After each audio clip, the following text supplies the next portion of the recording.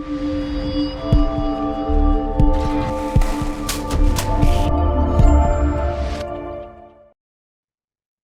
good morning to everybody who's watching online. Good to have you here. We are printing off copies for people here of the PowerPoint. And if you are online, you want a copy, let us know. We'll email it to you after the presentation. This is being recorded and will be posted online, hopefully later this week, possibly early next week. I should also caution, as I always do, this is not legal advice. I am not your attorney. You should talk to an attorney if you have specific legal questions about how this affects you. I'll also say make sure you're talking to your broker because you want your broker to know what you're doing. Don't go doing stuff without your broker. Okay. With that said, welcome to breaking down the Florida Realtors forms, how and when to use them, because it's going to be a fun time. A lot of forms. My name is Justin Meyer. I'm with Rosenthal Meyer. We are a law firm and title company here in Avalon Park. We are happy to be in Avalon Park. It's a great little place.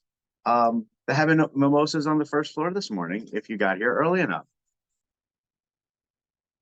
So we provide legal services in real estate, estate planning, Medicaid planning, probate and business. We also provide title insurance and act as a closing agent. For our real estate partners, we have a beautiful conference room. We make that available for team meetings. We also work with agents on legal questions that they may have about, say, new forms coming out from Florida Realtors. And we provide education. We are going to be working to provide more education coming up later this year and possibly in the new year, both on legal business issues for realtors and also general business issues and also more real estate topics like this.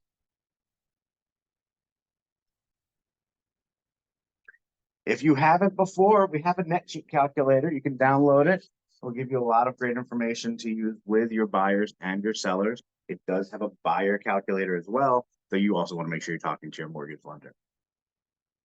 A little bit about me. I'm an attorney licensed in New York, New Jersey, and Florida, as well as some federal courts. I practice primarily business law and real estate. I also do probate and some estate planning. And I speak a lot. The trick is getting me to stop. I'm also an ambassador with East Orlando Chamber. So if you've seen me, you've heard me talk about the chamber before. I always think that's a good time. And you can see me at a lot of their morning events and occasionally an evening one. So, all right. So let's jump right into it, though. How did we get here? Quick recap. Because I talked about this earlier and everybody had a great time and you should have been there because it was a wonderful experience. But let's recap. In March of 2019, first lawsuit was filed. In April of 2019, the second lawsuit was filed. These were seller lawsuits, class actions, alleging that the commission structure was basically a monopoly. There were several copycat lawsuits filed, including here in Florida. NAR lost. Let's make sure we're clear on this. NAR lost when this went to jury. And now we are here. In March 2024, the settlement came out.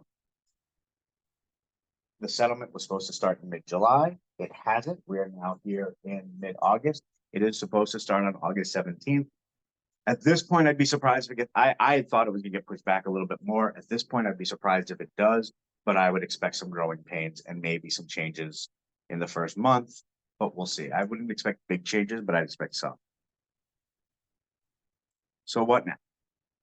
Here's where we are today. Florida Realtors has released forms. New listing agreements are out.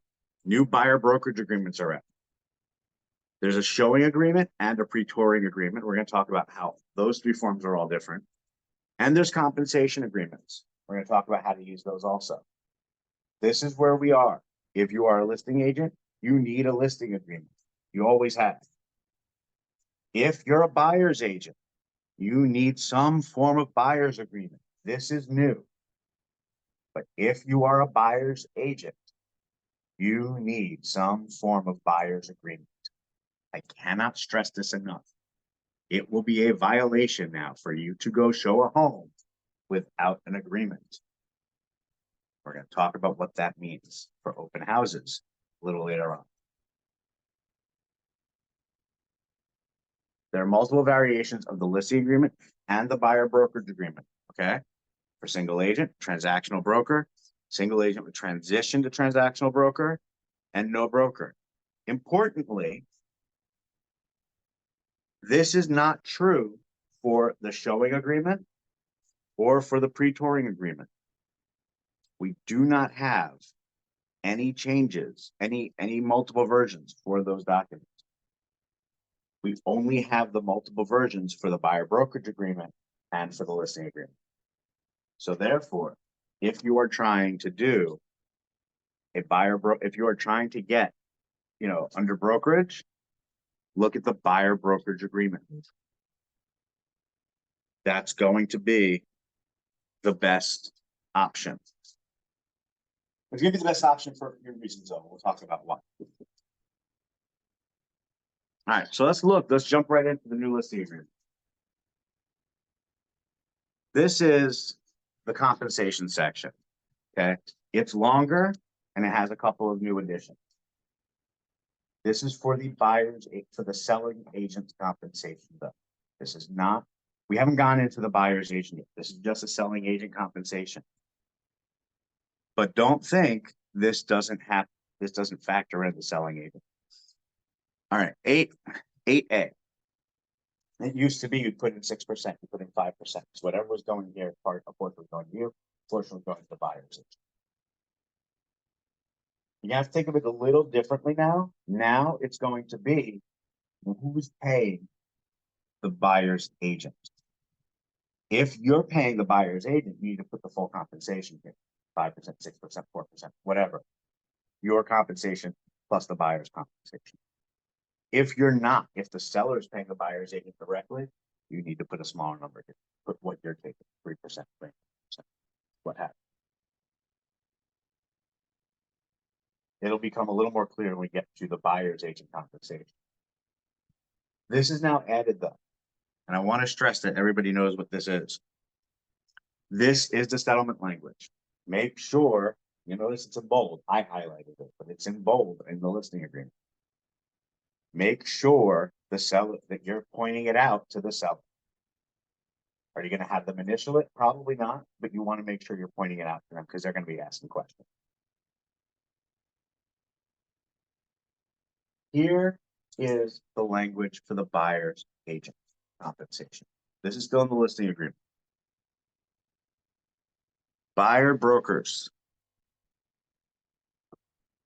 First checkbox is the seller's agent is paying the compensation. Second checkbox is the seller is paying the compensation. Third checkbox is there's no compensation being offered. And we'll talk about what happens if that third checkbox is checked a little later on.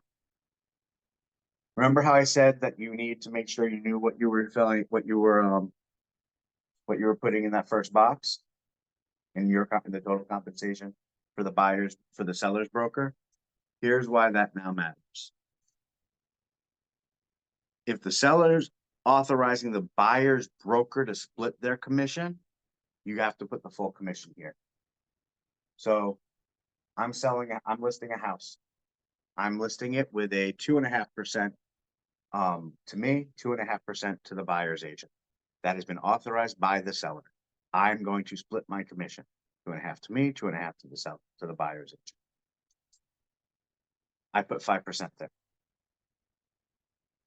Plus my transaction coordinator fee. If I'm charging a $200 transaction fee, whatever, I'm putting that there. That hasn't changed, by the way. Whatever compensation I'm offering here is going to be split. Does it have to be split equally? No. I can put 5% here and 2% goes to the buyer's agent. I'm taking 3%. But if I'm splitting my commission with a buyer's agent, the total number has to go here. So if I put 3% here and 2% to the buyer's agent, guess how much I'm getting? 1. See, Phil can do basic math. I cheated off of it. Because I went to law school and not math school. If the seller's going to pay the compensation, that's when you put only your commission in that top line. So the seller's going to pay 3%. to the buyer's agent.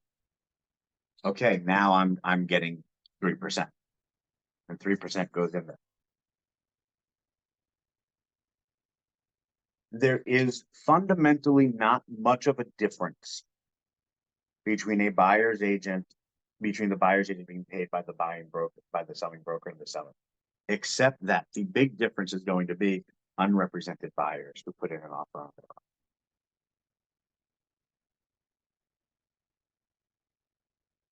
I'm listing a house and the seller's agent and the buyer comes unrepresented. They don't have a broker. They don't have an agent of any kind. Under the first, normal in the old days, I would get full 5-6%, right? I can still get the 5-6% if that's what's written in the top. If what's written in the top is 3% because the seller was going to pay the commission directly, now I'm not going. Now I'm only going to get the 3%. And can I still get that other 3 that was going to go to the buyer's agent? Yeah, but we'll talk about how that would work. There's going to be additional hoops to jump through, and there's going to be additional paperwork. For 3%? No. It's worth it. I'm not saying it's not worth it, but I'm saying that you'll have to make sure you know what you have to do some extra paperwork. Now you may have to do that anyway, depending on how your broker wants you to do it. So if option C is checked, put just your commission in, because now the seller's not offering any compensation.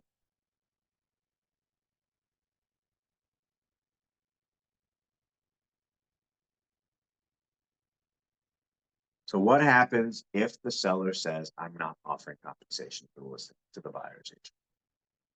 That's within their rights. But I would tell people when they say, I don't have to do this anymore, you never had to. People did. People didn't understand, you never had to. But you still want to. And the big reason why you want to is because under the settlement, if I'm a buyer's agent, I still now have to show that a home exists that fits my buyer's profile, even if they are not offering compensation. I can't filter by compensation. But I don't have to work for free. So 2 things are going to happen. We'll talk a little bit more about this when we talk about the buyer's agreements, but the buyer can tell me if the buyer is on the hook for 3% commission, it doesn't matter if the seller agrees to pay it. The buyer's on the hook for 3% commission. Okay. So if my buyer knows that if the seller's not paying the commission, they have to come up with it, 2 things can happen. One is I can say, here's a house that meets exactly what you're looking for. This meets your profile. But I can't show it to you because I'm not going to work for free. Best of luck to you. Let me know how you like it. And they can go unrepresented with that. Now, this will play a little bit into showing agreements and whatnot. The second option, and you don't ask for this. If you're the buyer's agent, you can't ask for this, but the buyer can offer this. A buyer can say, don't show me a home that I'm going to have to pay the commission on. Don't show me a home where I'm going to have to pay the commission because I can't afford the extra 3%.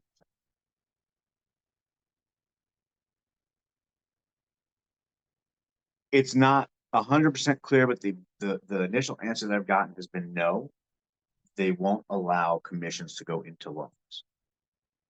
So they won't allow, they'll allow seller concessions to pay for commissions. We'll talk more about this. But they won't allow commissions to go into loans. So with that in mind, a buyer can say, I don't have an extra $6,000 or $5,000 or $10,000 to give you at closing. So therefore, I'm going to need you to be paid by the seller. So don't show me any homes where I'm going to have to come up with that extra money.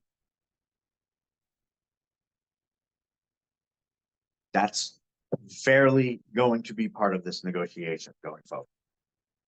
You're going to have to pay my commission because the buyer's not going to, if you want me to show this house. Or if you want an offer. So I'll show the house, but we're not putting an offer in. Buyers have the authority to do that. Okay. Or you don't have to work for free. You don't have to open doors. You don't have to to talk to the inspector, talk to the appraiser. You don't have to do any of that. And while you can't get loan funding for a commission, you can ask for a seller's concession that will pay the commission. You cannot, as the seller, direct that your concession go to pay the commission. But you can offer a seller's concession that can be used to pay. It can also be used to pay for other closing costs. I can't say I'm giving a 2% concession. That must go to paying the commission on your agent. You're not allowed to direct seller's concession. It can be for closing costs, and this is a closing cost.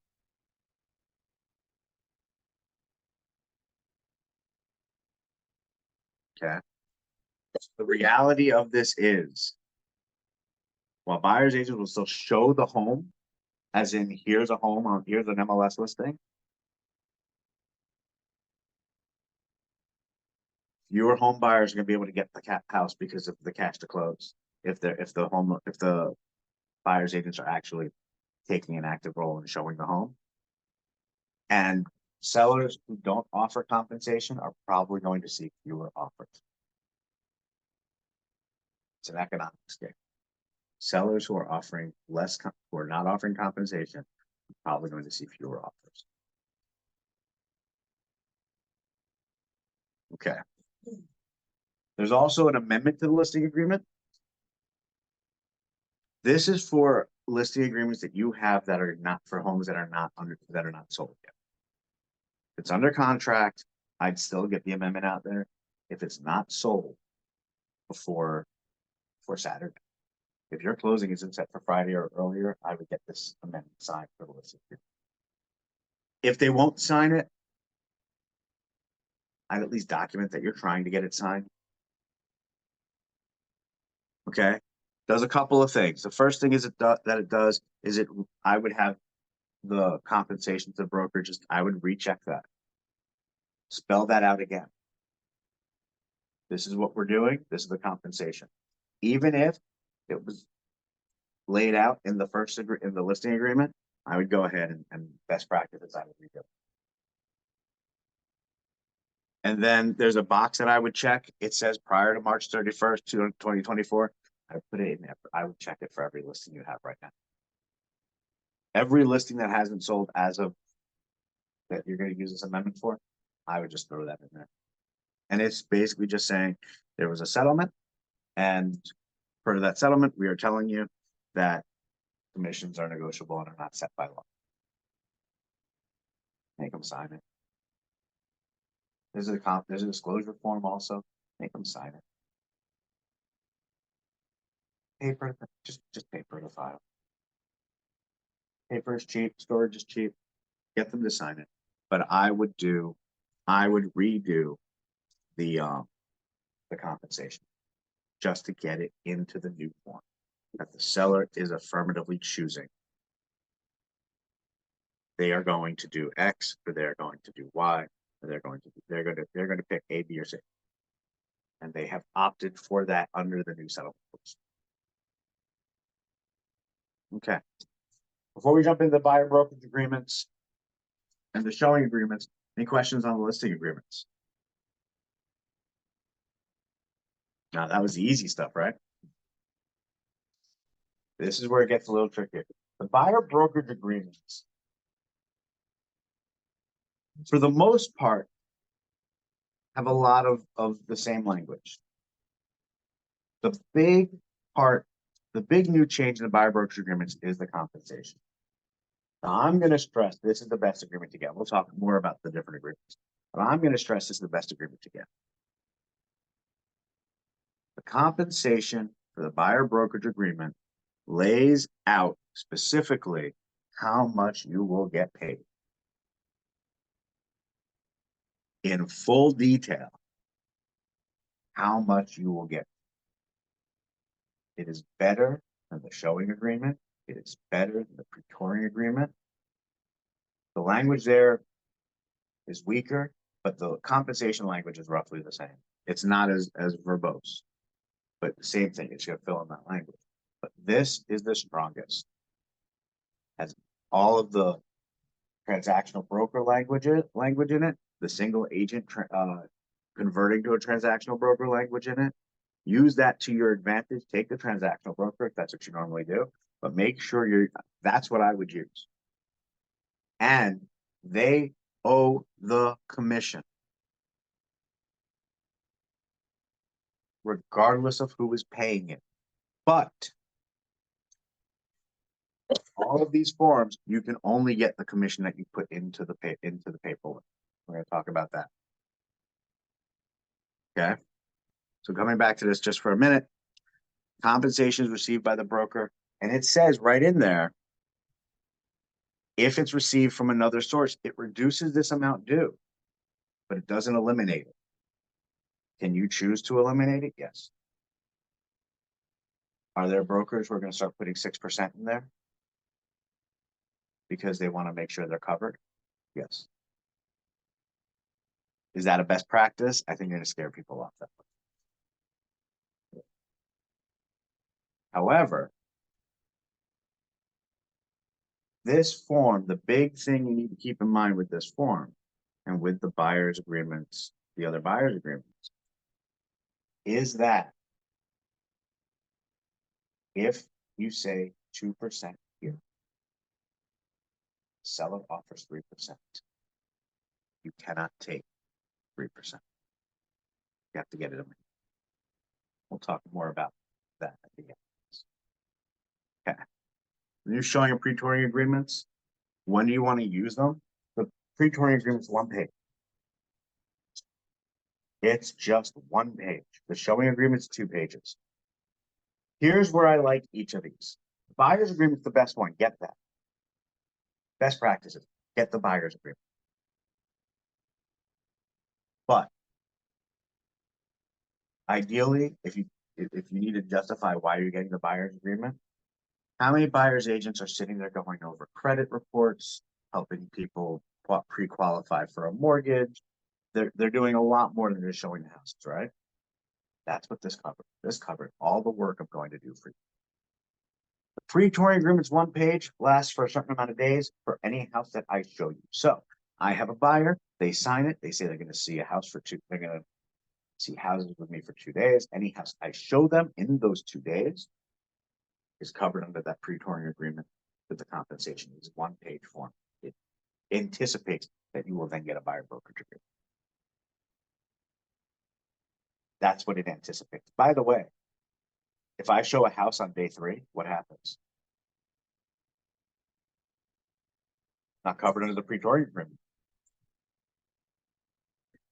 I get it signed on Saturday. I show you houses Saturday, Sunday. Monday, you say, hey, what are you doing today? Can you show me this house in, Baldwin Park? I'm not doing anything. Buyer's a buyer. Sure, why not? I'm not getting paid. I violated the settlement just by that. Okay. I don't love the pre-touring agreement at all. But if you are covering an open house for another agent, so I have a listing, I'm busy on Saturday, so I call my friend who comes and he's going to cover the listing for me and do an open house. The agreement is all the buyers are his. And he tour that, can he show people that house? Guesses? Yes, no. Can't show people the house because it's not his listing. Unless he and I have an agreement, we're splitting the commission. So he's working for me. Can't show the house. So the pre-touring agreement may help cover that. Any house I show you for one day, I can print a stack because it's one page. I can print a stack of them. You come, you fill them in, and you sign it, and I show you the house, and we're good. And then if you buy the house, I'm covered. The showing agreement's 2 pages. I like it a little bit better. It will list specific homes. It's very clear in that it covers those specific homes. It's not term limited, but it is house limited. 123 Main Street, 396 Avalon Park Drive, 245 Tavistock Lakes Boulevard, right? These homes are the ones that I will get credit for showing you. That's really great if you are an agent taking people to 3 or 4 open houses. You're an agent, you're going to cover some open, you're going to take some buyers who are like, I want to see 3 houses today, but I don't know if I want you as my agent. Okay, sign this. If there are questions about who they're going to hire, that's the great way to use this form. The pre-touring agreement, if you are working with somebody for more than a single house, for more than an open house, I wouldn't touch it. Would not. Mary has doubts and questions. No, I'm absorbing. Repeat that. Which part? Wait, The whole thing? No. So welcome, my name is Justin Meyer. If you are covering an open house for another agent, especially an agent that you are not sharing a brokerage with, or if you are with a larger brokerage like EXP or Coldwell Banker, where you're not sharing a team with, right? If you are part of one team, maybe, but I still would probably use the pre-touring agreement. If you are doing an open house, you have to at least get them to sign the pre-touring. At You least. as additional, You as the additional, you as the agent showing the property. so it's media's property. Mhm. Morgan is doing the open house that weekend. And she can't do it unless she is a. She can, well, she can, theoretically, she can, because she's under Nydia's brokerage. Uh-huh. So same thing if you're in a team and one member of the team is covering the open house. Would I get this anyway? Yeah. Just to cover my bases. Partially because I don't trust anybody and I want to make sure I have something signed. Partially because, let me see if I can get back fast enough. Not too far. If they sign B, if the seller chose option B, that they're going to pay the commission, I want that extra 3%. Remember, I told you, even if the seller says I'm paying 3% to the seller, to the buyer's agent directly, and I'm not paying it to you to then pay to them. I said there'd still be ways to get that compensation. This is the way to get that compensation. What you do is you make sure that you have something signed saying, I'm also the buyer's agent. A pre-touring agreement is one way to do that.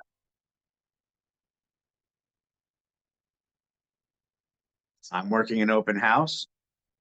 That's why you got to make sure you know exactly which box you check. I'm working an open house. I want to make sure that the buyers that the buyer's agent side is going to get paid. I'm signing a buyer's brokerage. I'm signing at least a pre-touring agreement.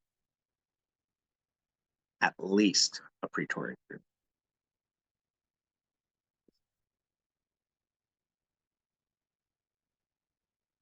The showing agreement is the pre-touring agreement is a first date. It's meeting it's meeting for coffee.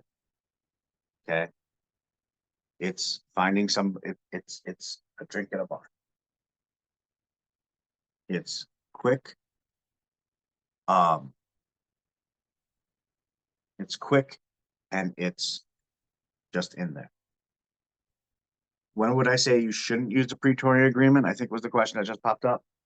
I wouldn't use the pre-touring agreement for anything other than an open house. My opinion of the documents, I wouldn't use, my opinion is I wouldn't use a pre-touring agreement for anything other than an open house.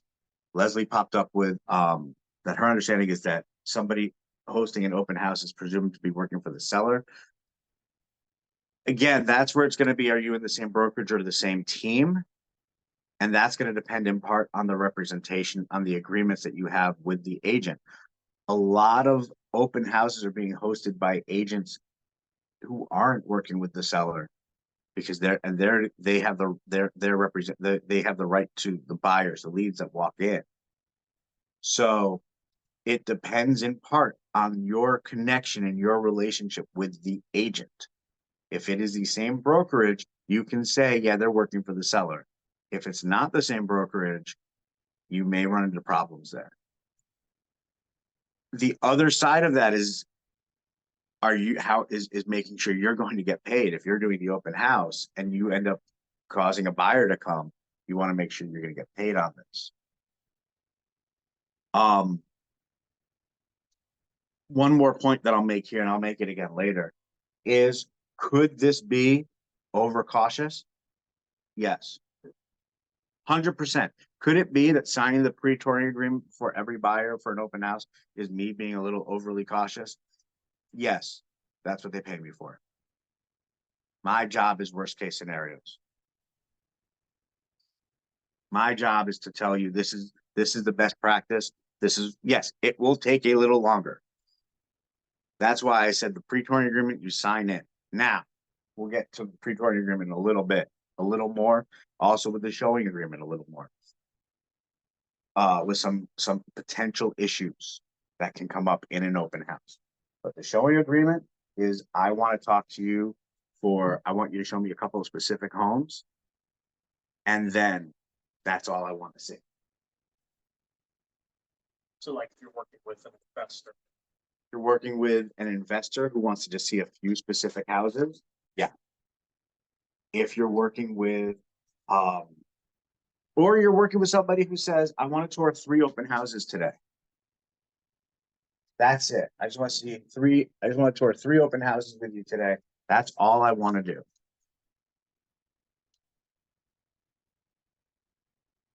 Okay, sign this. We'll go tour the 3 open houses. I don't want to see every house on the market. I just want to see 3 houses. Show me these 3. Because then, what if you can't get into one of them? There's a long line, or it starts to rain. Nobody wants to view houses in the rain. Tomorrow. Pre-touring agreement's done. If you put 1 day on the pre-touring agreement, you go back the next day, you're done. The showing agreement doesn't matter when I show you that house for the most part. It says these houses. So if we don't get to one today, we get to it tomorrow or the next day. It's specific houses. I would not be vague in the pre-touring agreement, in the showing agreement, by the way. I wouldn't write any house in Lake Nona. I wouldn't. Florida. Any house in the state of Florida. Don't be cute.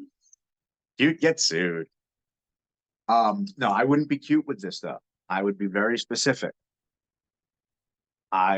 If this is the house you want to see, I'm going to list it in this, and if it's more than, there's like 5 lines. If there's more than 5 lines of houses, I would write see attached. And I would just list them in a Word document and have them sign that too. I'm going to tell you now, my opinion is right now, you can't be too careful. 6 months from now, things might start to relax. Might. Today, can't be too careful. Do I trust anybody who's going to look at houses right now? They're not thinking, how can I make a quick buck off of this settlement? Nope. Do I think that they're going to start sending testers, or some attorneys will send testers just to see what'll happen? Yeah. Do I think that this is, and we'll talk more about this, but do I think this is the end of the buyer's agent business? Not at all. All right. Which one should you use? I'm going to say, I said it before, I'll say it again. Pre-touring agreement, really, I'm only using it for open houses. It has compensation language, but that's it. I'm not using it for much else. I think it's too incomplete. It has no brokerage language in it. It has it has nothing of real substance in it. Showing agreement's good. Again, I'm just showing you a couple of homes. But the real one that it's the joke, it's a temporary relationship. I'm showing you a couple of homes and that's it. That's when we use the buyer's brokerage, the towing agreement. Buyer's brokerage agreement is the one you really want to get. It covers all homes for a period of time. All homes for a period of time. And that's the one you want, because if you're going to be working with a client long term, that's going to be what you want to make sure that you're getting compensated whenever they're ready to buy. Now, let me stress something about this. I was prepping this presentation. I was talking with an agent. I said, you really want to we're talking about, make sure you're getting a buyer brokerage agreement. That's probably the best option. And I said, so it gives you, the longest term also. And he said he was working with some of his clients for 5 years, getting prepped and ready for them to be ready to buy. Getting them ready to buy a house. 5 years of working on credit, on working on everything. Make sure you have a good idea of how long the person's going to take before they can qualify to buy a home before you sign that brokerage agreement. Can you lock somebody into your buyer brokerage for 5 years? Probably not. But don't make it a 35 or 40 day agreement if they need 90 days to fix their credit. Good time to have a conversation with a good loan officer. Phil, you know him? I know a couple.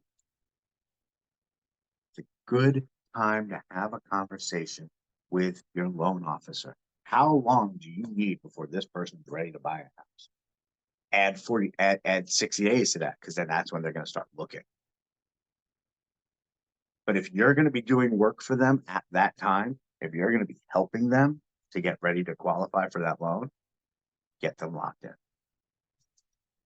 Okay. Can you create an open house sign-in sheet that states by signing in you agree, blah, blah, blah, blah, blah? You can, I wouldn't. We'll talk more about best practices in a bit. I would not put this in a general sign-in sheet. I would have a specific separate sign-in form signed for each person, in part because title companies may start asking for them. Sellers agents may start asking for them. Who has a right to it? My opinion, nobody.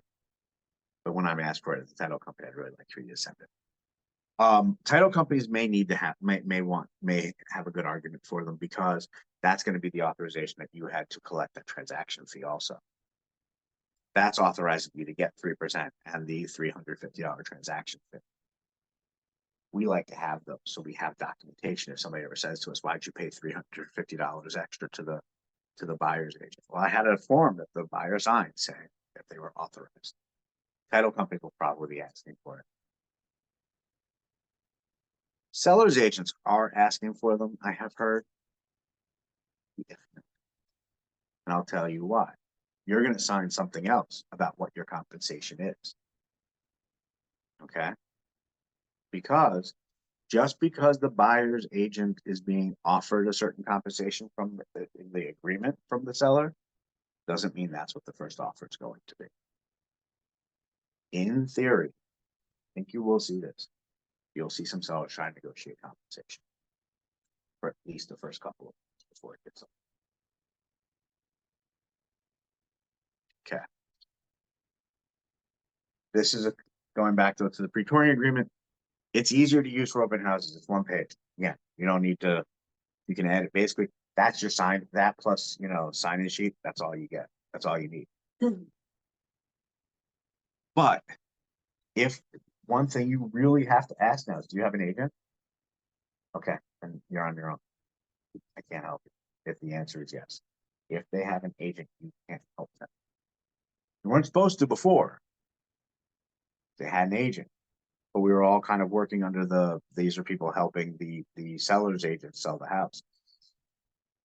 It's going to get a little dicier now. And if they have an agent, they need to come with their agent. That agent needs to be the procuring reason why they got that, why they purchased the home. They need to be the there it is. The procuring reason why they move forward, make them tour the house with their agent. It's finicky. It's, particular, but you don't want to end up in a commission fight now when they say, where's the paperwork? What paperwork? If they have their own agent, they need to tour with their agent. If they don't have an agent, they need to sign something with you, making you their agent for at least that moment. Signs with some. The kid got sick. Then they can go look at the house. They can't help, you can't help them. But when you say talk, you mean like talk to them about it. Yeah. They can tour the house. They can tour that, they can go walk around. It's an open house. Do anyway. I walk around to open houses all the time because I'm bored. But the agent is still entitled to permission, Which agent? the buyer. So Even if it's not physically there. if they're not physically there, it's gonna depend on what agreement they signed, isn't it? Okay. Now we get into the real thick of it. Which agreement did you sign? The buyer. If you signed the buyer broker agreement, you're entitled to the commission no matter what house I buy. If you signed a pre-touring agreement, remember how much I hate those? I'm not entitled to anything because I didn't tour that house with you. So it doesn't matter that I signed a pre-touring agreement for 8 days and we're on day 6. I didn't show that house to you, and therefore I'm not entitled to anything. The showing agreement, which lists the house, if I didn't show the house to you, I'm also gonna have a problem. Because I'd argue you might be entitled to that commission if you're doing the work, but they could argue you didn't actually you agreed to show us a house, you didn't show us the house, therefore you're not entitled to the commission. This comes back to why the buyer brokerage agreement is the best one and the one you should be getting everybody assigned. But where one of the potential flaws of that pre-touring agreement comes in, if somebody just signs a pre-touring agreement and then they want to view a house and you don't show it to them because your kid is sick or because you don't feel like driving to Oakland, which I understand is a city in Florida also. Learned about that this weekend. I know, I'm so excited. I learned a new city. Then that's it. You're not covered under that pre-touring agreement. Doesn't matter that you're within the term. It is only for homes you are actively showing them. Get the buyer brokerage agreement.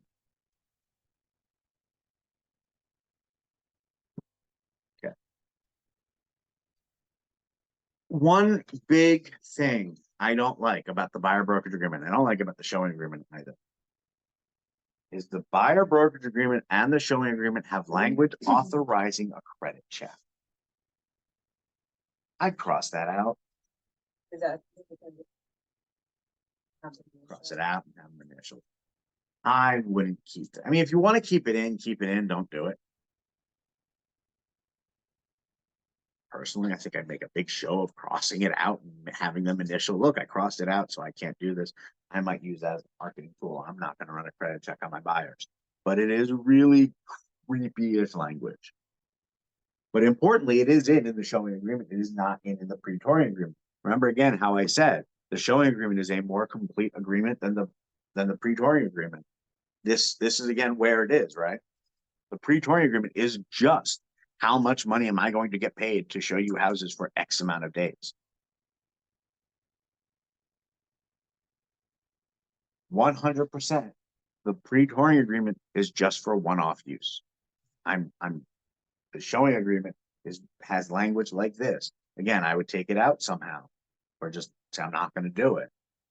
But I don't like that language. I think that's a little invasive. Okay.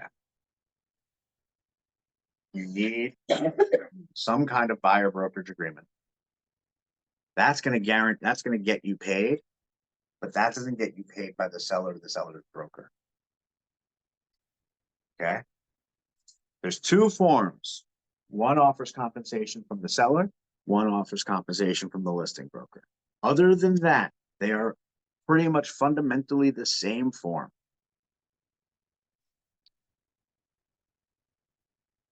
They are fundamentally the same form. Here's where you will see people try to negotiate for all of them in it. I'll tell you why I don't think you're going to see a lot of negotiation. Okay. Couple of things about this though is the term. The term is 30 days. Now my big pet peeve on the contract is when agents leave blanks. Because like, well, the default is 3 days. So I'll just leave it blank and we'll go with the default of 3 days or 10 days or whatever the default is. I like putting those in anyway, because that's my person. The default is 30 days on the purchase agreement, on the compensation agreement. However, it automatically extends as long as you have a contract that is in place and extends. Great. Make it 45 days. Don't make it 30 days, make it 45. Because I have a deal that's supposed to close today and it's not because the buyer's in New Jersey. We're going to need an extension. We're not going to get that extension till at least tomorrow. So what happens between today and tomorrow? We're at a contract. The language on this is pretty clear. It extends with any extensions or effective with any extensions of the contract. So if the extension is within the contract, what happens if you're out of contract and then sign the extension? I don't want you to be the test case. That's why I'm as cautious as I am. Don't be the test case. Let somebody else be the test case. Keller Williams has a lot of money. Let them be the test case. Sorry to any Keller Williams agents who are listening. None are in the room. But let one of the brokerages with a nice big legal team, well-paid legal team, let them be the test case. I put 45 days here. Deals don't always take 30 days. Sometimes we get lucky, they take 20 weeks. Sometimes there's a snag with the lender or a snag with the property or even a snag with title. They take 45, 60. Whatever your contract is what you want to put there. And then you want to put an extra 15 days in. Best practices. That's in both agreements, by the way. This is the compensation section. Okay. The only difference here is it says the seller or the seller's broker, depending on who's paying it. If the seller's paying it or the seller's broker's paying it. If you are the listing agent and the seller puts, I'm paying the listing agent 3% and I will pay the seller directly, or I will pay the seller, the buyer's agent directly. This form is another way to guarantee you get paid. Have them sign this for you at the outset. Why? Because the buyer is optional information. And if no buyer is listed,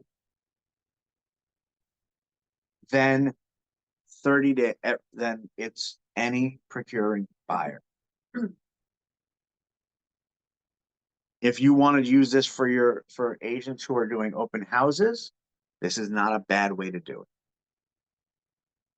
And say any buyer that you procure during this open house,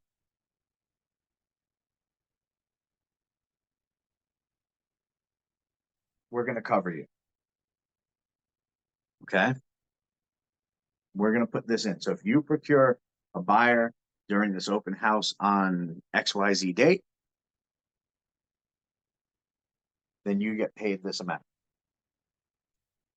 As a buyer's agent, do I still want a buyer brokerage agreement? Yeah. But I might want this up front too. Now I know I'm getting paid. Now I know the seller is going to pay me, or the seller's agent is going to pay me. And I don't have to worry about negotiating any of this. I know how much to put on the pre-touring agreement. That pre-touring agreement is 3% because this is 3%. And I don't have to worry about, where's my money coming from. I know that it's set up, it's established.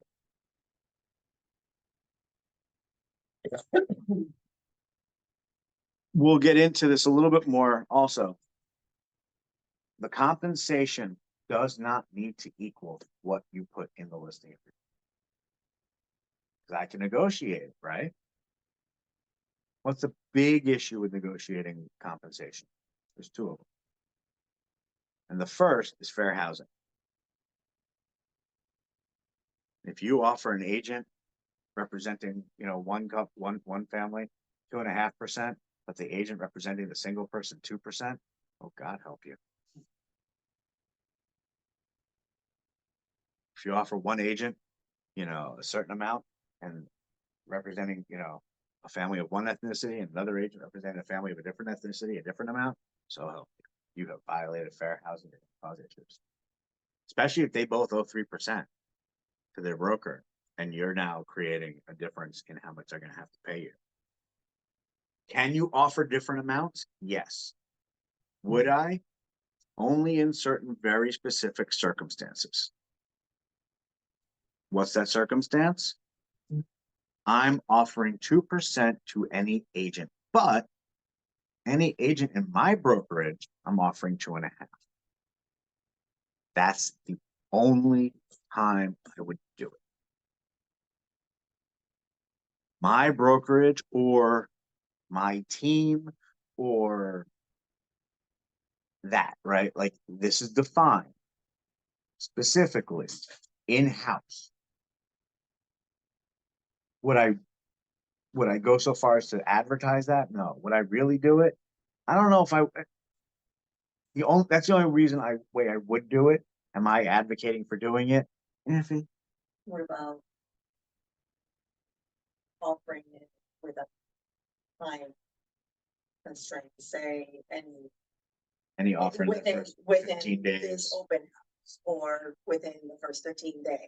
Or Something like that you can get away with because now I don't care who comes to me. Right. At 2.5%, if I get an offer in the first 10 days, after that's going to be 2%. but That- we wouldn't be able to say that in the MLS. Can't say that in the MLS. I'll get to all of that. But maybe I would do it that way. Basically, I wouldn't negotiate differently for different people. Okay. If I'm going to negotiate, we'll talk more about I think we talked more about the negotiation in the later slide. So did these yesterday, or I've forgotten some of the slides.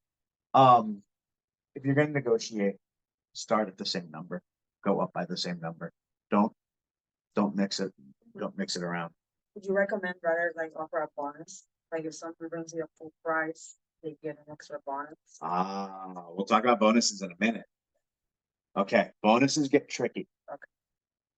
And the reason bonuses get tricky is because what happens if they're not in? What happens? What happens if they're not in the buyer's agreement? Oh. So here's the other side of all of this.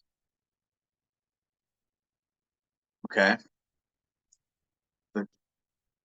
The other side of all of this is I can't take any more than is in my buyer's brokerage agreement. So if the buyer says 3%, I can take up to 3%. But it doesn't, if the seller takes if the buyer says 1.5%, then it doesn't matter if the seller offers 2.5%, I'm losing out on 1% because I already have an agreement. So if I'm offering 3% plus a $5,000 bonus, and it only says 3%, I can't take that $5,000 bonus. Now we're going to come back to this. We are going to come back to this. Hold on, hold that thought. I know what you're thinking. I want that bonus. We're going to talk about that. It's going to get tricky. The question that was asked about when and what circumstances I can offer different compensation. Going back to, like I said, I would offer different compensation really if you're going to, and I don't know that I would, only, like I said, in time limited situations first 10 days of the listing. Or if it's a full cash buyer, I'd be real iffy on a full cash buyer though. because you could run into some issues that way. Or the other condition when I would do it, buyer from my brokerage versus buyer from outside brokerage, buyer from my team versus buyer outside of my team. That may be where I do it, but again, I'd be real careful about doing it. When can you? Those are the times when you can. When would I? Effectively, probably not often.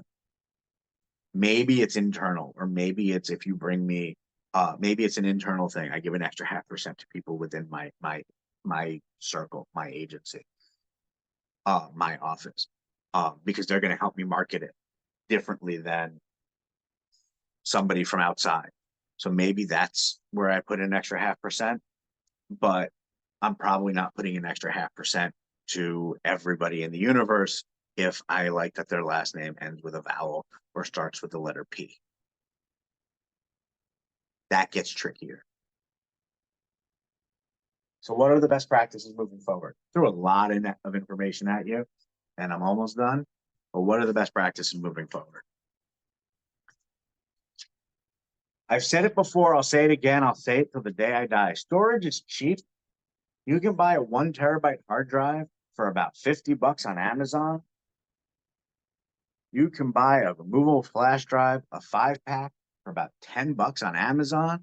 You can buy cloud computing for $20 a year, or cloud storage of a terabyte for $20 a year. Storage is cheap.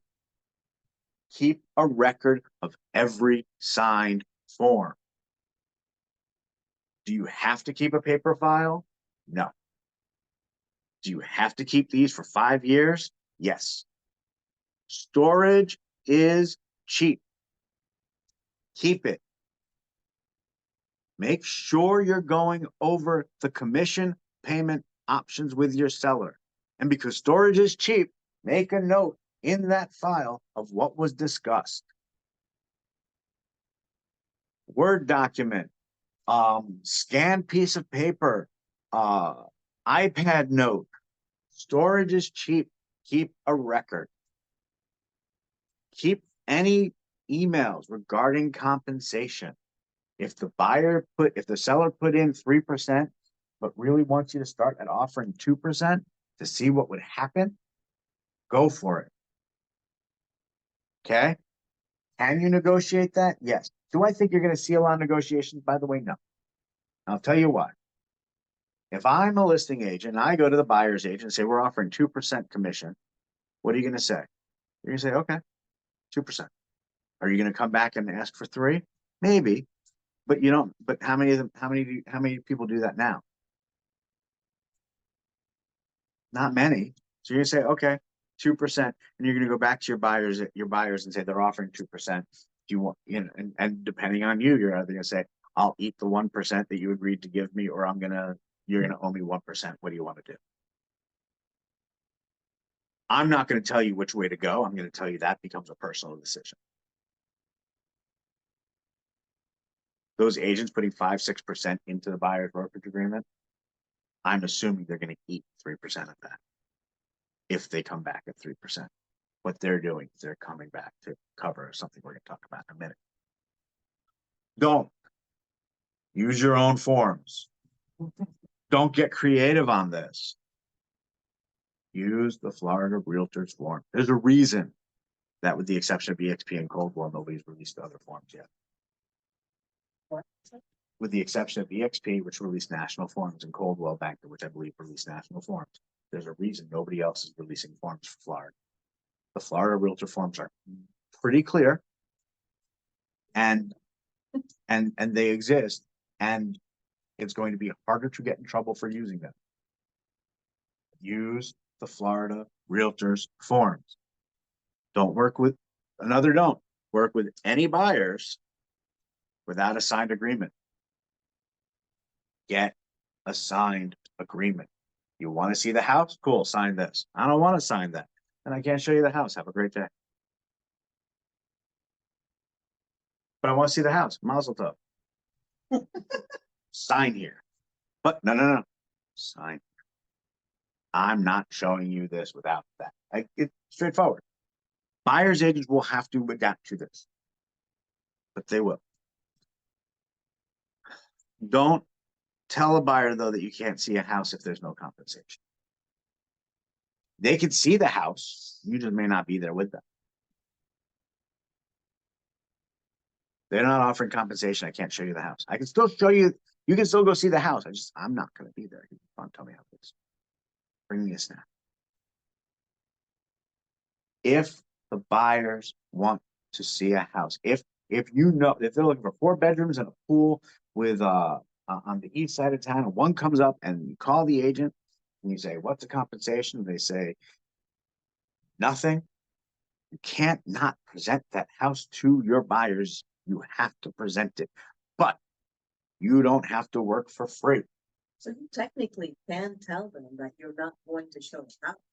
You just have. to- I'm not going to show that. You can go see You can go see it. Call the buyer, call the seller's agent, go and you can go see it. But also that's where the buyer's brokerage agreement comes into play. If you have a signed buyer's brokerage agreement, you're getting paid. So you have to say they don't get pay me. You're going to have to pay me. You're going to have to pay me. The buyer is going to have to pay me. Make sure they know who's going to be paying it. The buyer is going to have to pay that compensation because the sellers aren't. As long as you know what you're getting into. Can they refuse to pay? After. Come back to it. Well, hold that. We'll come back. Okay. So, bonuses. What happens if the seller offers more compensation than is in your buyer's agreement? Oops. Can't accept it. Builders are offering 3% plus a $5,000 bonus. Your buyer's agreement says 3%. That $5,000 bonus is then off the table. Okay. You can ask your buyers to sign an amendment.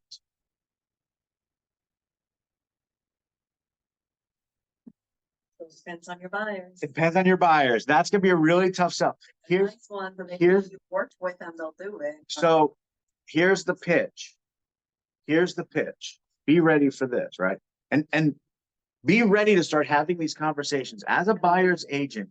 Be ready to start having these conversations so that you can sell your value essentially. Buyers were not going with getting a lot of listing agreements. Buyers were not doing a lot of that. You're going to have to start doing that. Here is the pitch. That money is not going to you. That's because that's what. they It is a if they are offering a $5,000 bonus, it is either I get it or the seller keeps it. It is not going to go to you. want. And then they- However, they may say, but why doesn't it go to me? And that's where I would offer a 50-50 split or some split. You can do that. You can offer a buyer's agent credit, right? If you let me take this bonus of $5,000 or $10,000, I'll give you, half of it or a quarter of it. That's money that that neither of us would be getting, but for the fact that they're offering this bonus. So that's where negotiation with your own buyer is going to come into play. That's where you may need to negotiate with them a little bit. You may need to work them a little bit. That's where people skills are going to come in. That's why I don't do this job. That's why I don't do that part of the job. I have none. But you're going to have that conversation. You're going to have to be able to say, this is what I'm going to be able to get, and I will give you this percentage of it. There it But is. can you legally give them half of the bonus? No questions asked. It's like when I get it, I will write you a check for half of it. No. So Right. what you do So- is when you put it into the Right. amendment to the listing to the so we buyer's need credit. brokerage agreement, I will give you, we are amending it to a 10,000, 3% plus a $10,000 bonus. And but I'm also going to give you a buyer's agent credit of $3,000, $5,000, whatever. And it's got to be on the Alta. The same way, treat it the same way you would treat any other buyer credit that you are giving from your commission.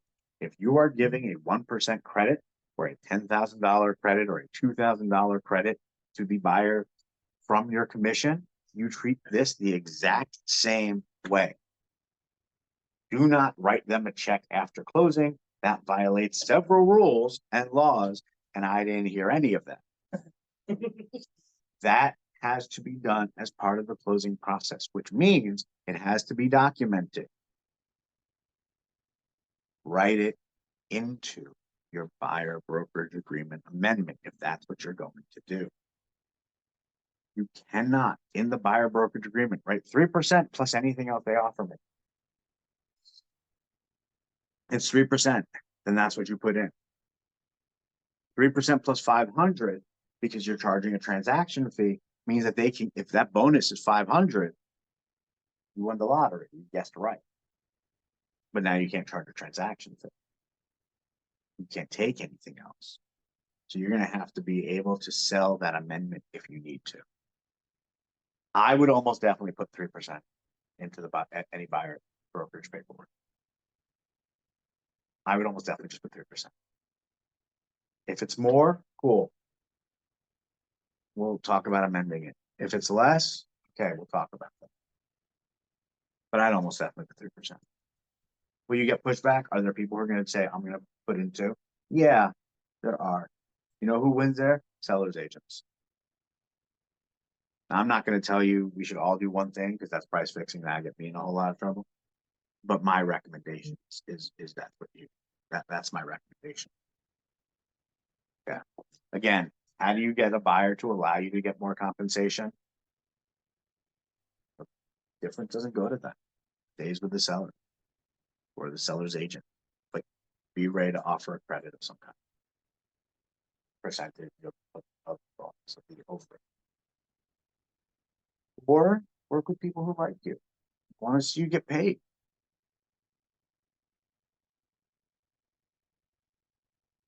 Okay.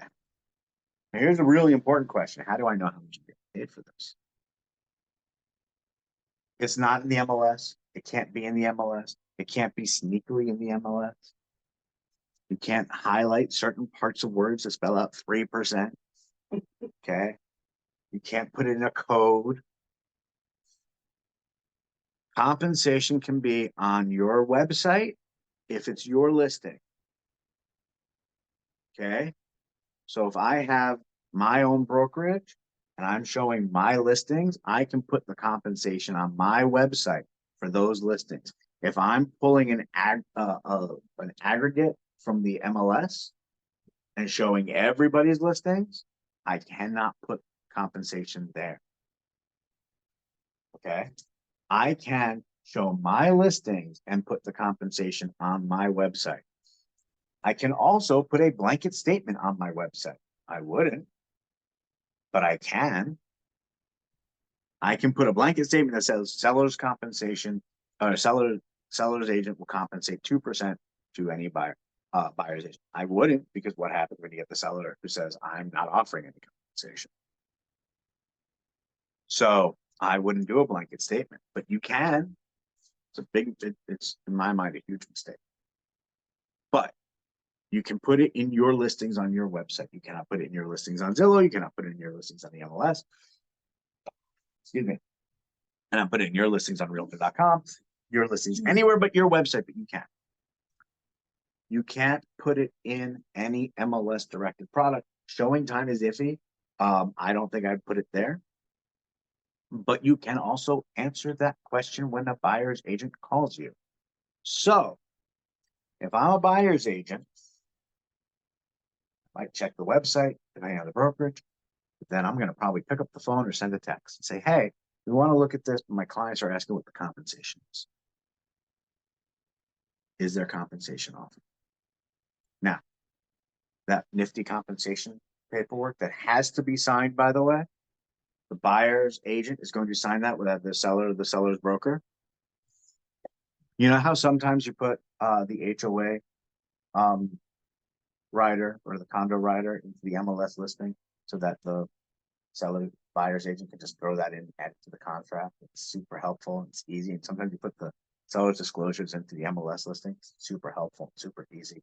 And it's got to be signed anyway. And you're thinking to yourself, well, I'll have to take that compensation disclosure or that compensation agreement And I'll just throw that into the MLS so the buyer's agent can just sign it and they can send everything off of the contract. It's super helpful and super easy, right? I only see one person shaking their head no. You ask trick questions all the time. I do ask trick questions all the time. It's not a rhetorical question. One person got it right, and you get to take candy from the jar when you leave. Everybody else is gonna take candy whether they say they can or not, but you cannot put it there to be helpful. It gets sent separately.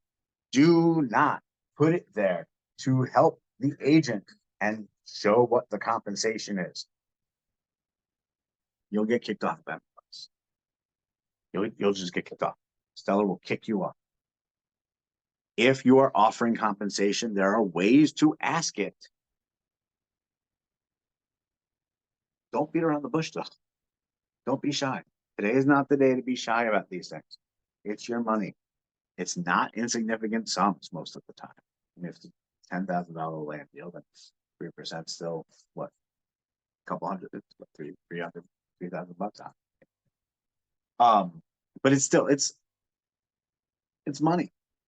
Ask, how much is the seller compensating? And is it the seller's agent or the seller? I want to prepare the compensation form so I can send it off to you. Who do I make it out for?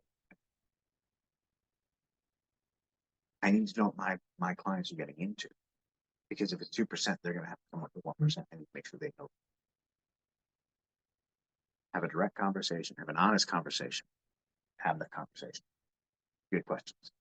Should we put it in the offer? Or when we submit the offer, like a percentage? You mean in the contract itself? In the contract. Okay.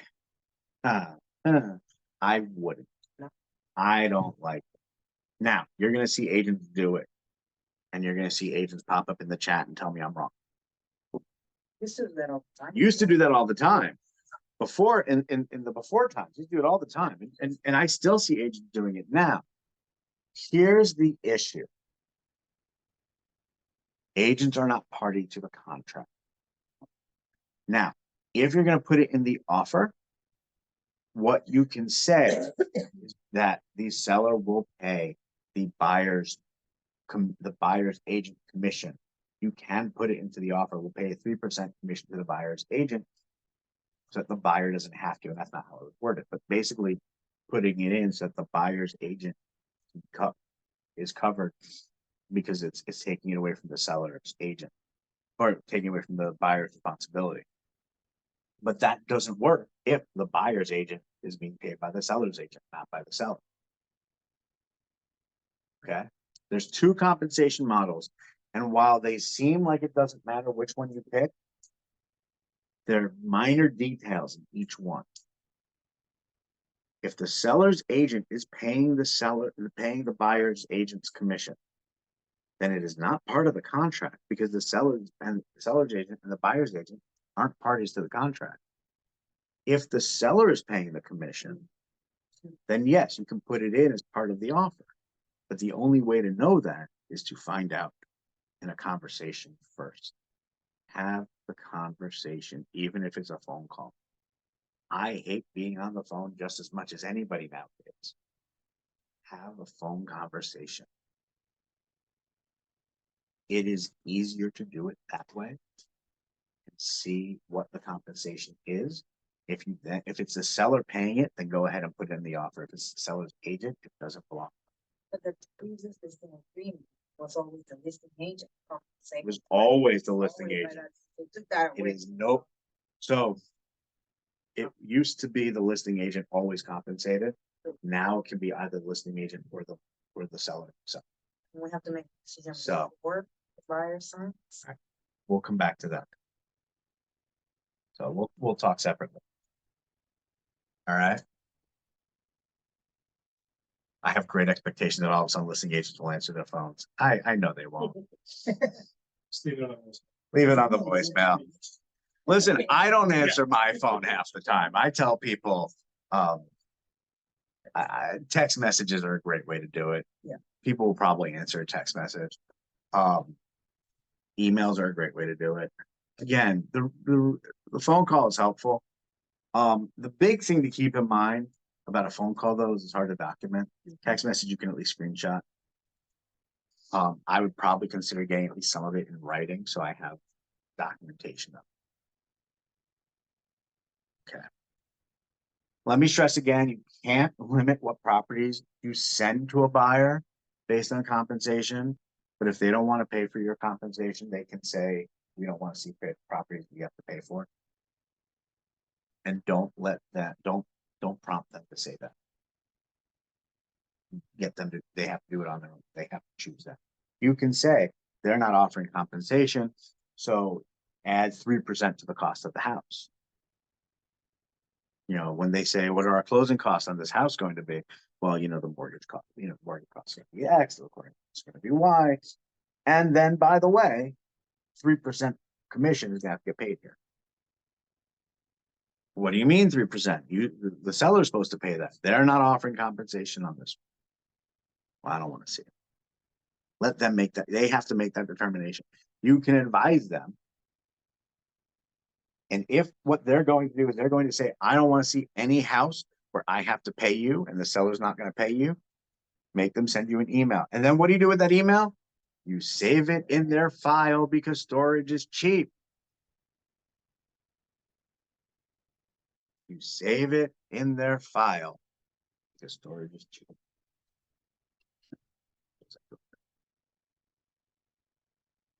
Okay, so my final thoughts.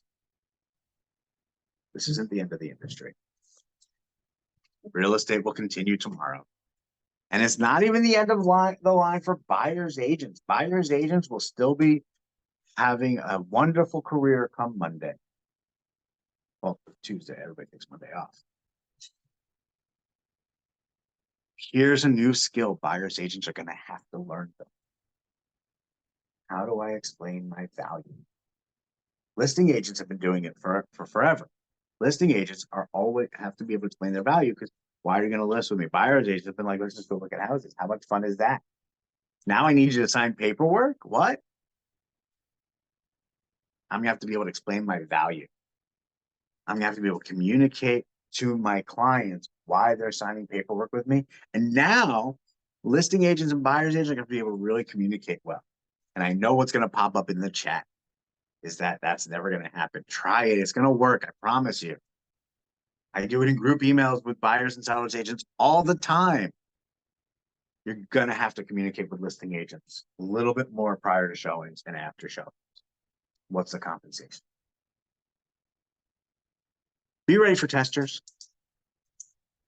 I would say for the first year, be ready for testers. Make sure you're keeping good records. 5 years is how long you have to keep things. A good way to do this, really good way to do this, make a note somewhere. And I don't mean in the file, but I mean in the file name, right? In the folder name of when the deal closed. So not when you opened it, but when it closed. It's 5 years from when it closed. So every deal that closes is, let's say 123 Main Street is your file name, right? Or your buyer's name, Smith, 123 Main Street. When the deal closes, change the file name to 2024 Smith, 123 Main Street. Then 5 years from now, so after 2029, 2030, you can go through and delete all the 2024 files. Or storage is cheap, back them up somewhere else. Archive them. You need to keep files for 5 years. Mark when that 5-year period is, so you know. Because the other side of that is if you don't have it in 6 years, they can't come after you for it in 6 years. All right. You ready for the testers? They'll be out there. Questions? I'm expecting at least a couple. Because there's a lot of information that got thrown in. Question. Yeah. On the offer, would it be a good practice to, for example, say, okay, you already said you would pay 2%. Mhm. But if I now increase the offer, so basically the buyer pay for it in a way of sales price, they can finance. Is that something that we should get to? So basically saying, if I give you more money, will you give me a higher commission? Correct. So that, So- and then would that count for the buyer agreement, like So, couple of things. One thing you don't know. So there's a little game theory. One thing you don't know is what has the seller said that the buyer paid. That 2% that the buyer is offering, that the seller's offering, that may be their cap. Where if you go and say, how about 2.5%, they may have to go back and amend that, their listing. Okay, so you don't know, that's one thing you don't know, and I'm gonna tell you that. Can you ask for the listing agreement so you know what they're offering? Sure. Am I as a listing agent going to give it to you? No, but I'll laugh at the question before I say no. I'm not going to give you my listing agreement, just like I'm not going to recommend that buyer's agents give the buyer agreement to the listing agent. Everybody's going to be asking for them right now. I wouldn't give that to the other side. I would give that to the title company who holds it, who should be holding it all confidentially, right? Who should not be disclosing it to the other party. Will they? I can't speak for other title companies, but we won't be. So maybe you should just use us for all your deals. Not gonna say, look, I'm not gonna say I wasn't gonna get a cheap plug in there somewhere. But you're gonna see that gamesmanship starting probably on Monday. Can you do that though, where you increase the offer and then ask for it back? Yeah, would I be careful doing that? Yeah, because again, one thing you don't know is how much is really in that pot. The other thing that you don't know is there's the other thing you have to be careful of is just the fair housing side. You don't know what other negotiations have been happening if other people have offered that. That's less your problem, more the listing agent's problem, but they may have to say no because somebody else offered that already. So be careful there. Be careful with the fair housing. Appraisal too. And appraisal is an issue. You know, if the house is low offered low and you're sure it's gonna appraise for higher, that's something worth it. But if it's gonna appraise for lower, because you're not gonna get an appraisal contingency in that contract, almost definitely. If you do, then you're amazing. You know, that's a great deal. Yeah. If you can get an appraisal contingency in there also that we can walk away, there you go. But I'd be really, it's a little risky. So should we also ask the listing agent for commission that they were willing to pay and who's paying for it? Right? Yeah. We have to be crystal clear. Yeah, What is no. different from what we signed with the buyer? How do we handle it? Like what do you? If the commission is different from what you signed with the buyer, if it's lower, Not the amount, but where it come from. you don't sign, the buyers and dictate what comes. Okay. Only It comes from the buyer. So the buyer's commission, look, at the end of the day, the seller only pays the commission. The buyer pays the commission right, true. because the buyer pays $200,000 to the seller. And then then we deduct $10,000 to go to the buyers and sellers agents, or, you know, and $2,000 to go to the title company for title insurance and settlement fees. I'm making up numbers, so don't fact check me on this, please, because I'm guessing them. And you know, $2,500 to go to recording fees for the deed, and so on and so forth, right? So realistically, at the end of the day, the buyer pays for everything. Let's not pretend like the seller is taking cash out of their own pocket, except for every once in a blue moon that happens. I'll tell a horror story later if somebody asks nicely. But it doesn't, and the buyer's listing, the buyer's brokerage agreement, the selling agreement, the showing agreement, the pre-touring agreement, what it says is the buyer is responsible for X, 3%, $10,000, whatever the number is. That is the buyer's responsibility. But if the buyer's broker receives compensation from another source, that can reduce the amount owed by the buyer. So you are not saying in the buyer's brokerage agreement that I'm going to get 2% from the selling agent. You are saying I'm going to get 3%. And if I get 2.5% from the seller and 0.5% from the seller's agent, then you owe me nothing. But if I get 2% from the seller, then you owe me 1% unless I decide to waive that 1%. So while you're not allowed to steer the the buyers and say, I cannot show you this home specifically because the seller is not offering compensation to me. When you go over the buyer brokerage agreement and you explain to them how this all works. Yep. In that conversation, you can let them know.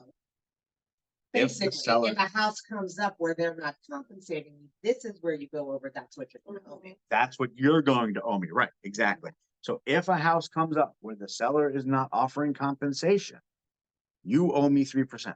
And that's when they tell you that, don't show me any house, and then you say, okay, you don't need to. Give that to me in writing. Send me an email that says that. Do not tell me that verbally. Send me an email that says that. By the way, an email signed by both of you, husband and wife, preferably with both of you on the email. One of them will cover it. One of them will, but I want both of, Can you send them a form to e-sign? Yeah.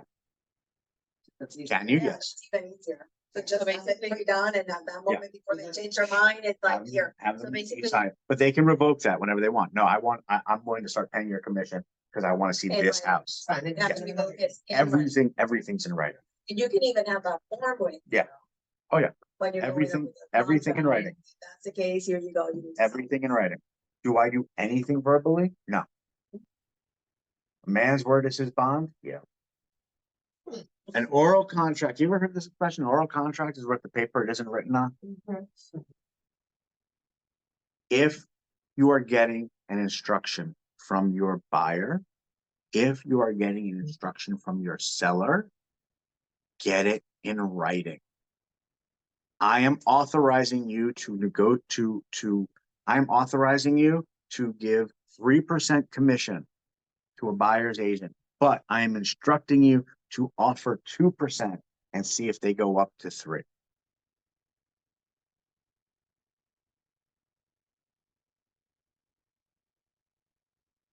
I am authorizing you to go from 2% and go up to 3%. That's the seller. That if that's a seller's instruction, get that in writing somehow. I am authorizing you to not show me any house where I'm gonna have to pay you any commission or more than 1% commission or more than 1.5%, whatever it is, get that in writing, get that signed. Any instruction you're getting around compensation should be in writing. Question was asked in the chat. How do we get these new forms if we're not a member of Aura? They are in Form Simplicity, so they are not Aura forms. They are Florida Realtors forms, and they have been put out through Form Simplicity.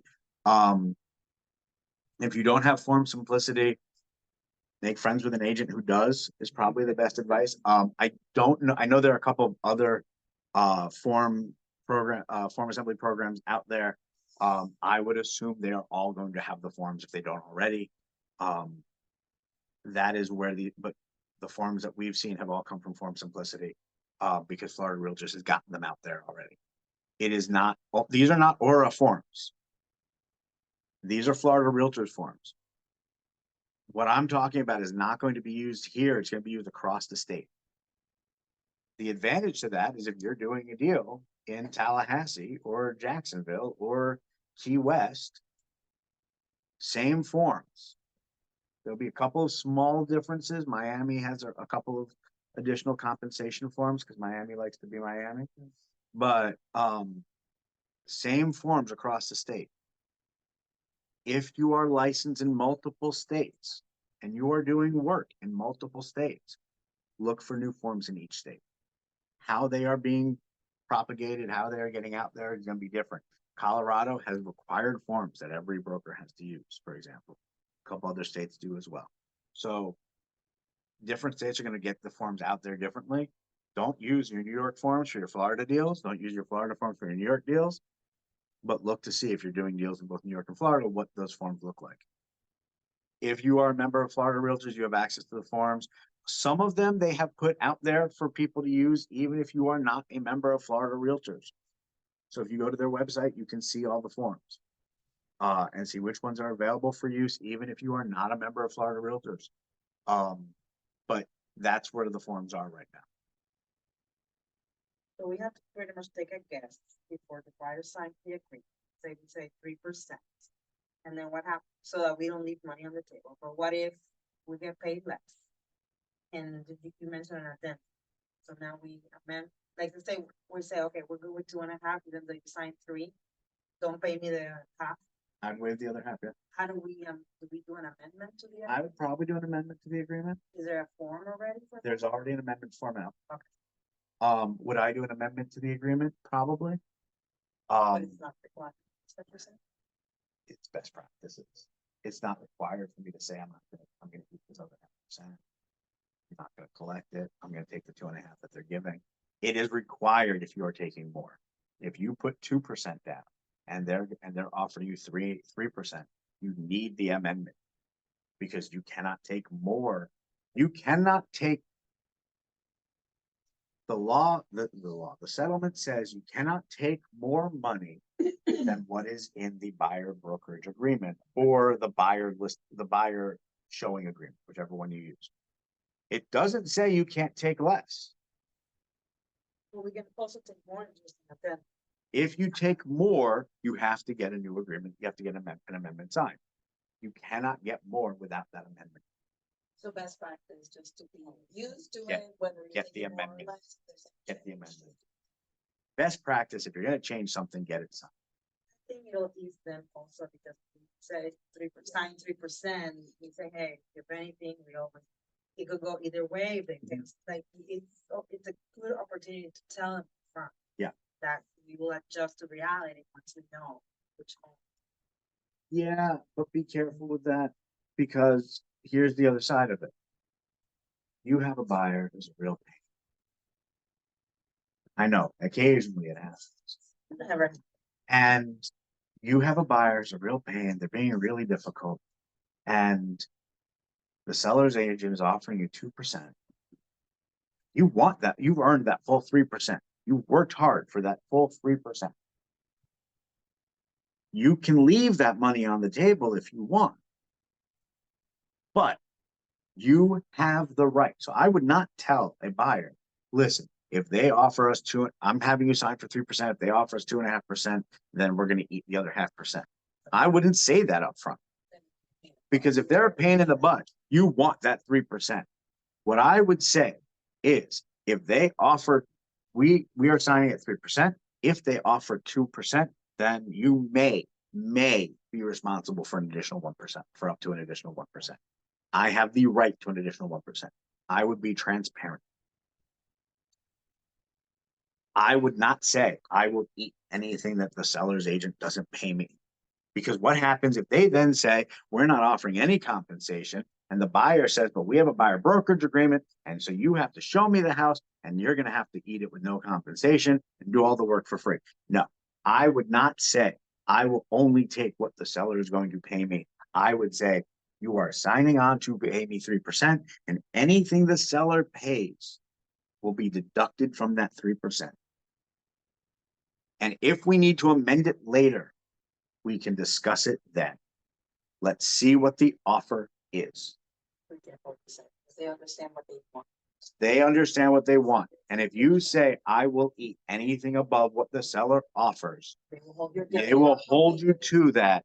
They will remember that you said that. They will forget everything else you have ever said and buy 4 new cars 3 days before closing, all on credit. And they will they will change jobs, buy furniture, and plan and prepay for a huge vacation 2 days before closing.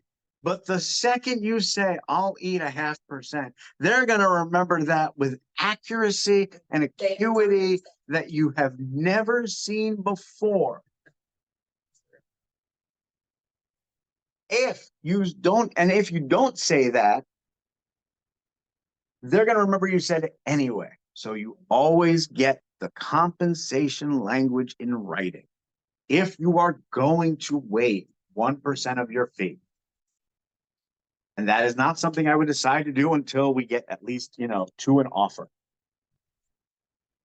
I would put that in writing. And the reason I would put that in writing in an email or whatever, I would do the amendment, is so that 2 years from now,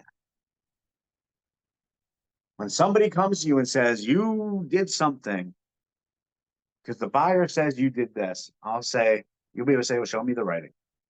Well, they don't have it in writing. Well, here's 15 files where I documented everything I did. And you're going to tell me I did this 15 files, I documented everything. But this one file, magically, everything was done verbally? Well, yeah, show me the writing.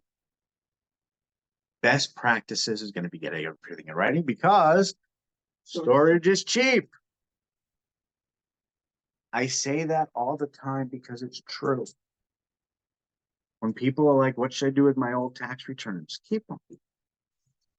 Storage is cheap. Scan them and shred the originals and scan them so you have the PDFs. What should I do with this contract from 4 years ago that just expired a year ago? Storage is cheap. Scan it. Toss the originals. Unless you need a wet signature, you can toss things, but scan them first. When we got rid of a bunch of files from the 90s, don't ask where they came from. We scanned everything first in a file. It said 1997 files. We scanned all of it. So we had it. And then we had a conversation with my father about being a bit of a pack rat, about keeping the old files. But when we got rid of a bunch of files, we scanned everything first. Those scans exist on a hard drive. Not with a hard drive. That's a different discussion for another day. You got a question? I actually have 4 questions. Okay. I'm sorry. 2 of them are pretty. He says that now. The broker to broker compensation Mhm. agreement. Mhm. Didn't put title to it.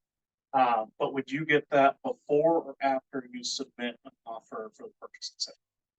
That's a good question. I don't have an answer to yet. The compensation agreement, broker to broker and seller to broker compensation agreements are not clear as to when you're going to get them. I personally, if I'm the listing agent, I would look at trying to get them probably around the same time the offer is submitted. But what I might say is I'm giving them after the offer is signed. Because if the seller is, if the broker is signed, because what I might do if I'm the broker is if I'm the listing brokers, I might prepare it and then have it signed by the buyer's agent or have it signed by the seller and send it back with the offer and tell the buyer's agent, here you go, sign. If I'm the buyer's agent, I want it before though, because if I have to negotiate that, I want to know what the compensation is and if I have to negotiate that. So just as a consideration, so it not being just curious, so if you're gonna, if you see a house, Mhm. you call the listing agent, hey, what's the story compensation on this? Then you send me over. You can ask for a compensation agreement ahead of time. Whether they'll send it or not is going to be a question, but you can ask for it ahead of time. The builders. Yeah. Send you an insurance. I would try to get it as early as I can. That way you can take it to the buyer. Yeah. Hey, So you can take that number to the buyers. But you're going to have that's going to be a, Are these on forms you can see? Yeah. Okay. all, as far, to the best of my knowledge, all of the forms on form simplicity. Second question. Touched on it a little bit, but you put it in the idea of if the seller is offering 3%, but wants to start the negotiation at 2%, Mhm. instructs the agent to do so. What if they just want the commission to be completely negotiated? They don't want to say exactly what they're willing to offer. They want the buyer's agent and buyer to submit a request or submit an offer in their negotiation. Should they, Thanks, I should hate it. the listing say what? Thanks, I hate it. So, The issue of fair housing. Yeah. If I'm a listing I've heard from some big team owners. Yeah, That you're they gonna hear it. may do that. No, you're going to hear it. You're going to get sellers who want to do that. And what I'm going to say is we can't do that. If I'm the listing agent, I'm going to push back and say we have to start at a floor. Mhm.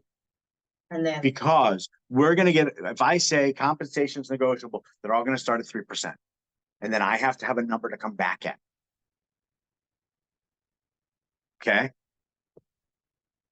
When I say thanks, I hate it, I'm only joking a little bit. You want a fair housing violation? Do that.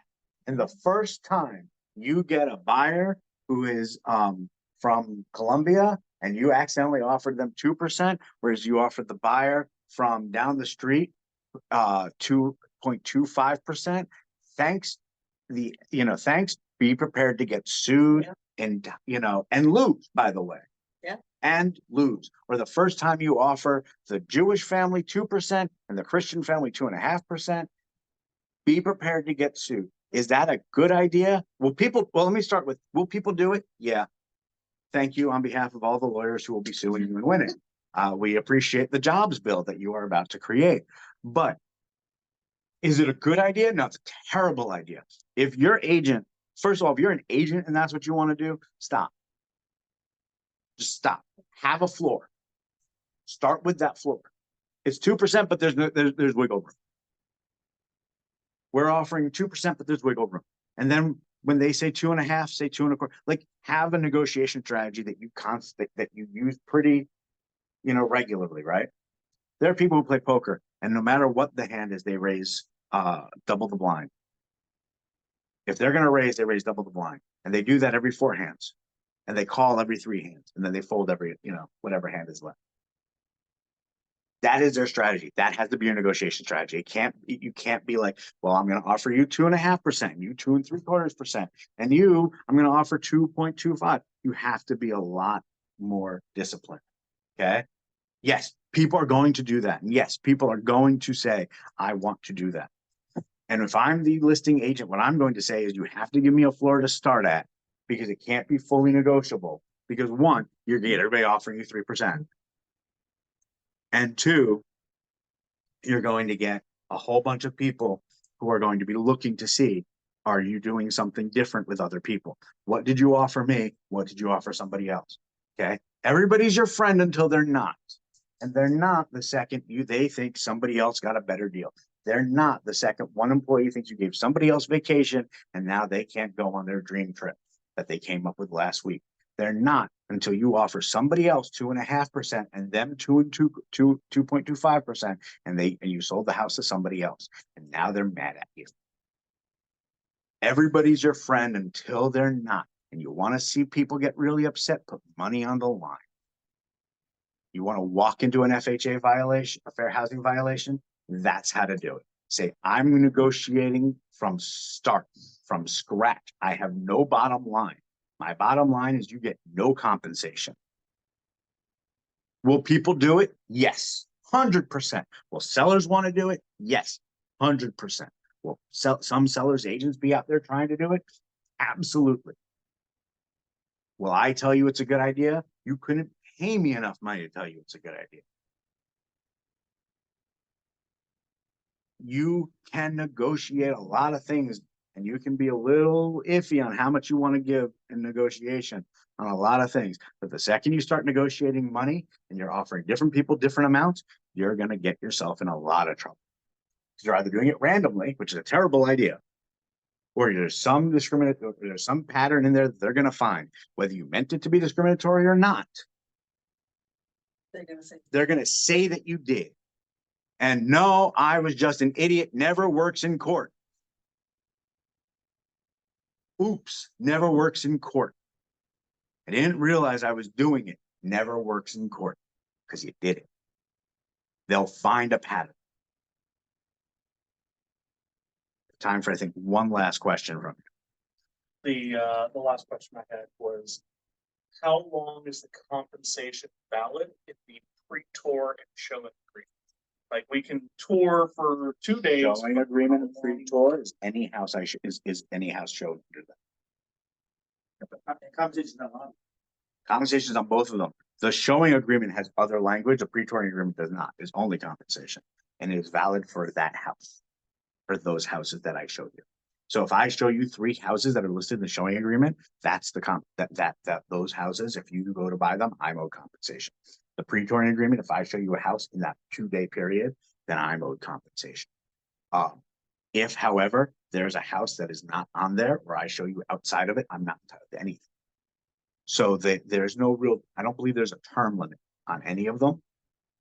I mean, let me rephrase that. There is a term limit on the pre-touring agreement because it says any house I show you in X days. And then the showing agreement lists specific homes. And I don't remember there being a term on that. So if I show you a house and it's listed in that showing agreement, and you go on to buy that house, I'm entitled to compensation. If under pre-term touring agreement, I show you a house in the first, in that day and a half, and you go on to buy that house, then I'm entitled to compensation. So here's a question real quick. Okay. If you have both, like if you have, I have a buyer that had to send it in the realtor's form. Mhm. They have pre-approval from this person, if they sign a pre-touring agreement, and then say, hey, I want to go see this house, and they sign a showing agreement with the agent. One supersede. No, it's gonna get real messy. It's gonna be who showed the house.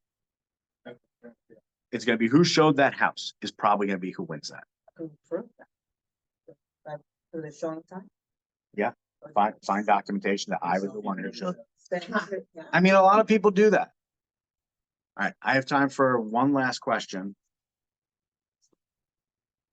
All right, back to that point though, it's really going to be a very tricky issue if you've got multiple people working with one agent or multiple people working with one buyer, and that's going to be a lot.